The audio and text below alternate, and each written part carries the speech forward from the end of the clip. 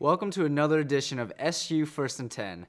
I'm Mike Ziegler, your host, and with me today is Andy Pogar and Sean Thistle. Guys, let's get into our first topic, that being the NFL. The already struggling Dolphins are now going to be without starting quarterback Chad Pennington. They've resorted to signing and acquiring Tyler Thigpen from the Kansas City Chiefs. Guys, is there any hope for the struggling Dolphins? Sean, I'm going to go out on a limb here. I say there is hope. It was back in 2001 that the New England Patriots went through a similar scenario. Drew Bledsoe, their starting quarterback at the time, was injured, and they went 0-3. In stepped in Tom Brady, and voila, the Patriots made it to the Super Bowl and they won. This is a similar situation, and I think Chad Henne could be that next Tom Brady, so I'm ready to find out. I don't know about Chad Henne. I think there is hope for the Dolphins. I don't know about a Super Bowl, though, but it's actually in another quarterback that people should know about. His name is Pat White. I think this is what's going to happen. The Dolphins, they need to get Pat White in there, and they need to run the Wildcat like no one's business. They started this, and with Pat White, he's one of the next best guys next to Michael Vick as far as the Wildcat. Tyler Thigpen, he turns the ball over too many times as far as I'm concerned. The Dolphins last year were the best in the NFL as far as not turning the ball over offensively. And Thigpen, when he played in 2008 in 14 games, 12 interceptions. That's no bueno. So Pat White, I believe, is your answer. Running the ball, Ricky Williams, he's been doing all right. I can't say anything bad about Ricky Williams right now, at least. So I think they need to get Pat White in the game. He's a decent thrower. Get him in that offense and get something going. Not Chad Henne. All right, guys, in other injury news, Frank Gore is now going to be out 3 weeks after he was knocked out of the game with an ankle injury after his first carry against the Vikings.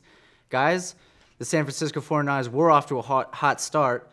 Is there any way they can maintain this hot start even without their workhorse?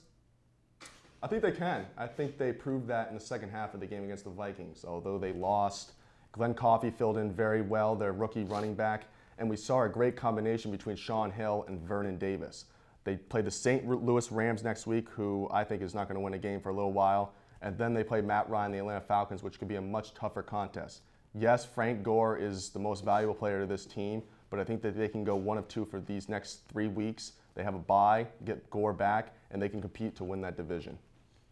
I like kind of what you're saying there, Andy, but I think a big thing is more on Shaun Hill. He needs to be doing what he has been doing. He's only thrown 31 attempts in all of his games so far, but he's been consistent and good. As far as his combination with Vernon Davis, that has been great, and he's a great tight end.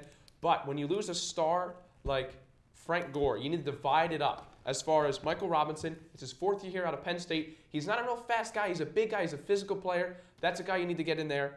Glenn Coffey, again, he did look really well that game, and he's someone you need to get in there. And also, his name is Thomas Clayton. It's in his sophomore season, you could say, out there. And when you lose someone like Frank Gore, you can't fill those shoes. And maybe, you know what, maybe Glenn Coffey will fill the shoes. It'll be the starter. You don't know that. But until then, you need to put in different guys to help divide up the load, because asking these guys who at most have 4 years experience to take over for Frank Gore, it's just too much to ask for them at one point. So you got to divide it up. And again, Shaun Hill, he's got to keep it consistent. Right, but going back to Glenn Coffey, this is what the San Francisco 49ers try to do every game. They go with the run, and then they eventually do the pass. We saw that last game against the Vikings, but Frank Gore went down. That's why we saw the pass in the second half. The defense, too, has to come up big. They left 10 points over their average, 17 last game. So expect the defense to rebound big, too, this weekend.